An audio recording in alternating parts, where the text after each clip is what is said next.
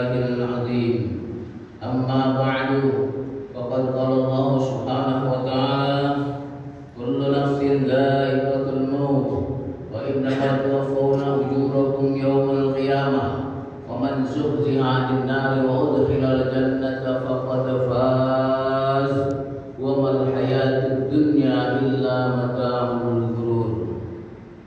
وقال النبي صلى الله عليه وسلم لا يؤمن أحدكم حتى يكون هواه تبعا لما جئت به أو كما قال Rasulullah sallallahu alaihi wasallam.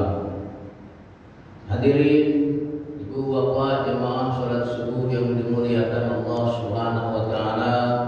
Alhamdulillah, bersyukur pada Allah diberikan oleh Allah anugerah yang sangat besar, panjang usia, yang panjang usianya ini selalu berada dalam ketaatan kepada Allah. Maka terus kita ulang-ulang doa pada Allah, Allahumma tawwil umri fi ta'atika wa ta'ati rasulika. Ya Allah, panjangkan umurku di dalam taat kepadamu dan taat kepada Rasul. Dengan seperti itu, maka apabila doa itu satu kali saja makbul, bertepatan dengan ridho Allah Subhanahu wa taala, maka berlakulah panjang umur dalam taat itu sepanjang usia kita sampai mati. Amin. Alhamdulillah, bersyukur juga kita selesai hari ini masuk hari terakhir bulan Muharram. Besok masuk bulan Safar. Hadirin yang mulia, kenapa kita syukuri? Pertama, ketika masuk bulan Muharram, kita sudah masuk pada tahun yang baru dalam hitungan takwim Islam 1446 Hijriah. Nambah satu dari jumlah, tapi berkurang satu dari jatah. Sisa tidak akan lebih banyak daripada yang sudah kita lalui. Betul? Maka hadirin yang mulia, habis bulan Muharram, di sini ada orang sebagian beruntung, ada sebagian merugi. Siapa yang beruntung? Yang beruntung adalah orang yang setiap saat, setiap waktu, setiap hari hitungan hidupnya menghitung perputaran waktu dengan hitungan bulan Islam. Muharram, Safar, Rabiul Awal, Rabiul Akhir, Jumadil Awal, Jumadil Akhir, Rajab, Sya'ban, Ramadan, Syawal, Dzulqa'dah, Dzulhijjah. Apa hukumnya? Wajib. Kenapa wajib? Karena 12 bulan ini yang menciptakan Allah. Yang menciptakan Allah. Buka surat At-Taubah, Allah jelaskan di situ, Inna iddatash syuhuri indallahi 12 syahran fi kitabillah yauma khalaqas samawati wal ardh minha arba'atun hurum. Sesungguhnya bilangan bulan di sisi Allah jumlahnya 12 bulan yang Allah ciptakan ini bersamaan dengan penciptaan langit dan bumi. Kapan diciptakan langit dan bumi? Bulan Muharram. Kok tahu? Karena Allah ciptakan bulan-bulan sejumlah 12 bulan itu berbarengan dengan penciptaan langit dan bumi. Bersejarah, bulan Muharram itu bersejarah. Maka orang-orang daerah Jawa, Jawa lama sana menyebutnya bulan Suro. Bulan Suro. Bulan Suro, bulan keramat. Kenapa dikeramatkan? Bukan perkara tahayul, karena memang bulan Muharram dalam perjalanan hidup seluruh nabi jadi keramat.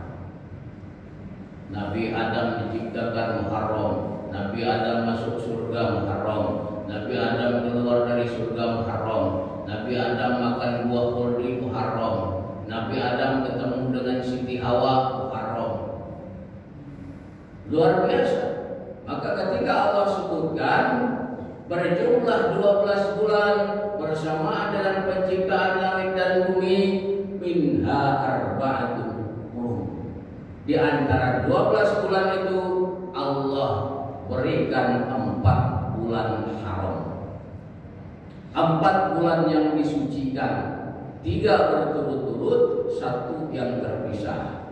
3 yang berturut-turut, Dzulqa'dah, Dzulhijjah, Muharram. 1 yang terpisah, bulan Rajab yang berada di antara bulan Jumadil Akhir dan bulan Sya'ban.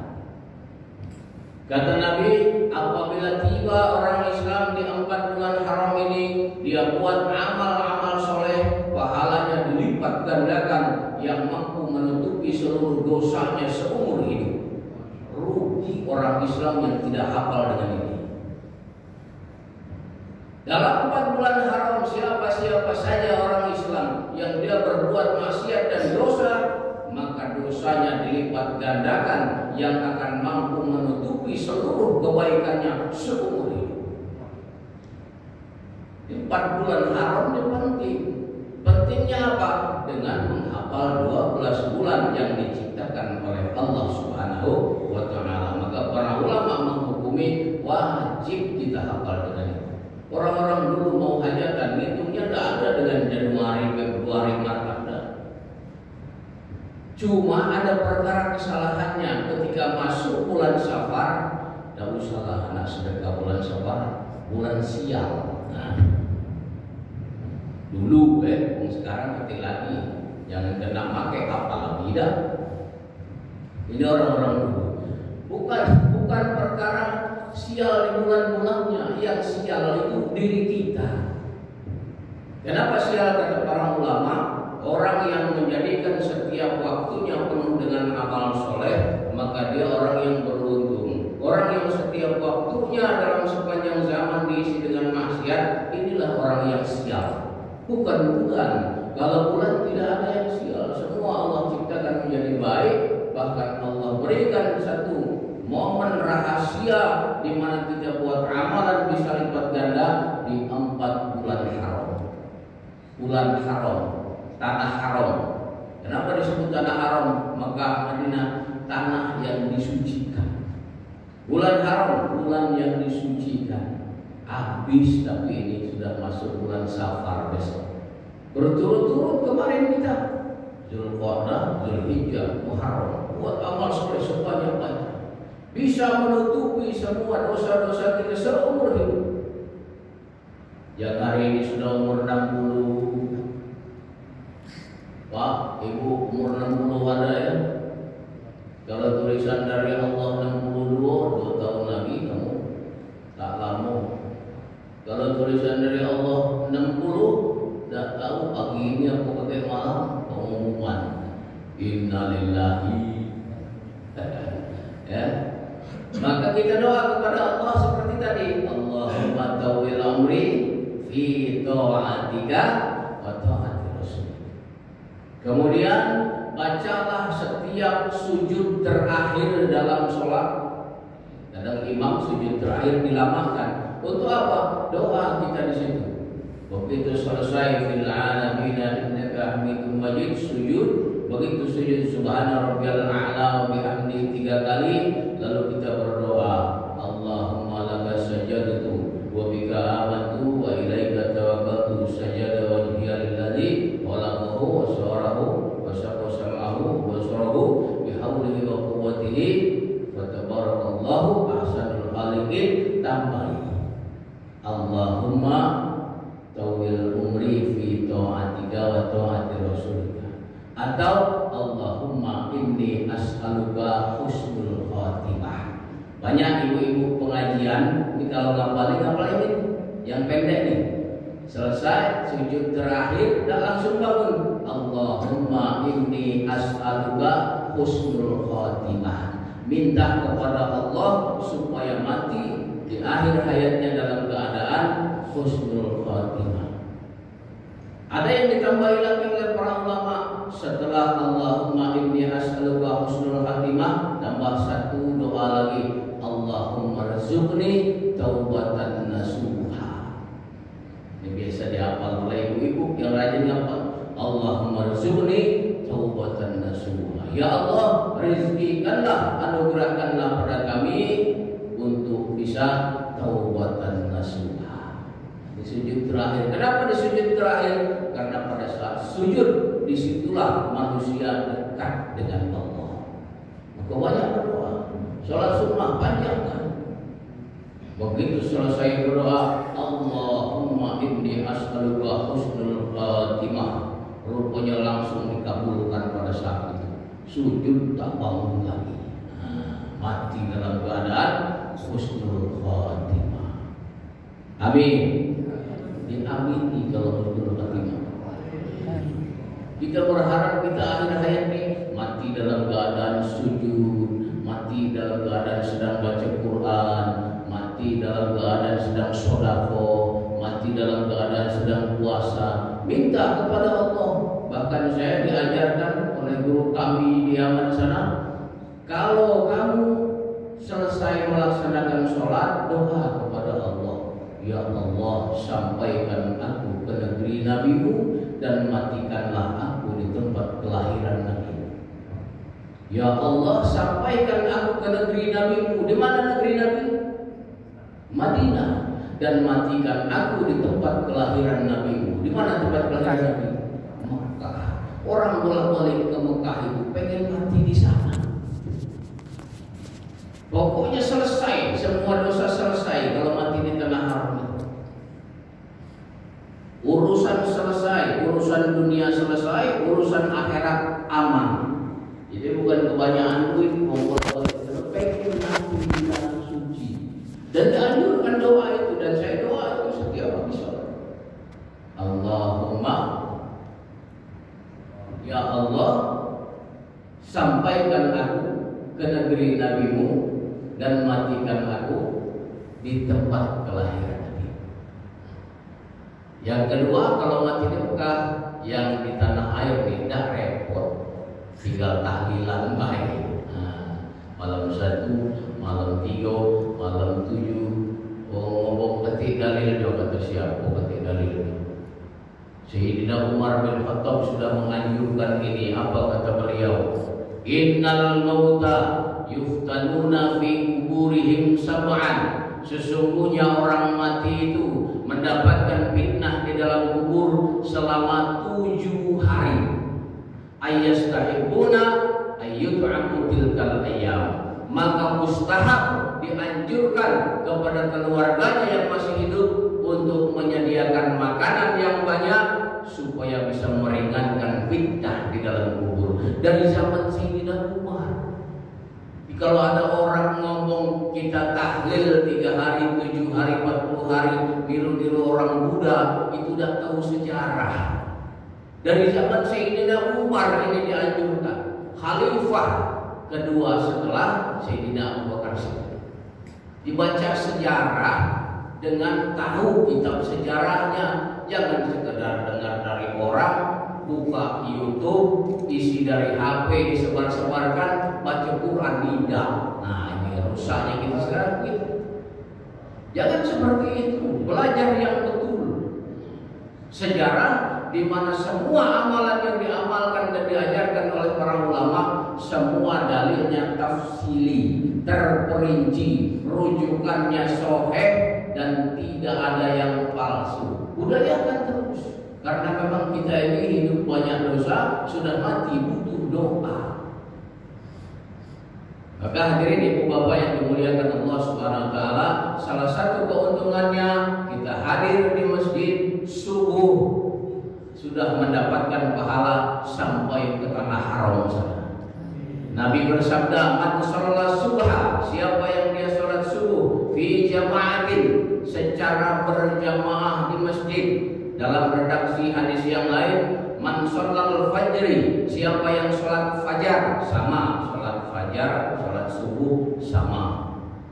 Sama-sama sholat yang dilaksanakan jumlahnya 2 rakaat, waktunya ketika terbit fajar. Nah, itu namanya sholat subuh. Man sholat subuh fi jama'atin, siapa yang sholat subuh secara berjamaah, wa qala yadhkurunallaha ta'ala, setelah sholat dia duduk mengingat Allah, baik dia di situ dibuat majelis tausiah tazkirah, baik di situ dia dibuat tadarus Al-Qur'an, baik di situ zikir bersama, hatta tatlu asy-syamsi, sampai terbit matahari, summa shalla raka'atain, setelah terbit matahari dia sholat 2 rakaat, kana lahu ka'ajri hajjatin wa umratin tammatin, maka dia mendapatkan pahala haji dan umroh sempurna.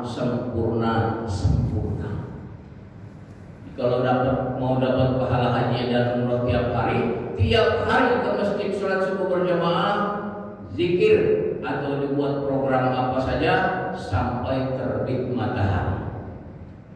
Mama tuh Pak, kalau mendung susah nak nyinggung matahari. Hitungannya 100 menit setelah sholat subuh. Mudah, jam sudah banyak. Kiri kanan depan belakang jam. Tidak usah nengok matahari keluar repot. Hitung saja 100 menit setelah sholat subuh, itu berarti matahari sudah sempurna. Kita mau lihat hilal susah. Sholat 2 rakaat. Sholat apa namanya? Sholat isyraq. Usolli sunnata isyraq raka'ataini lillahi ta'ala.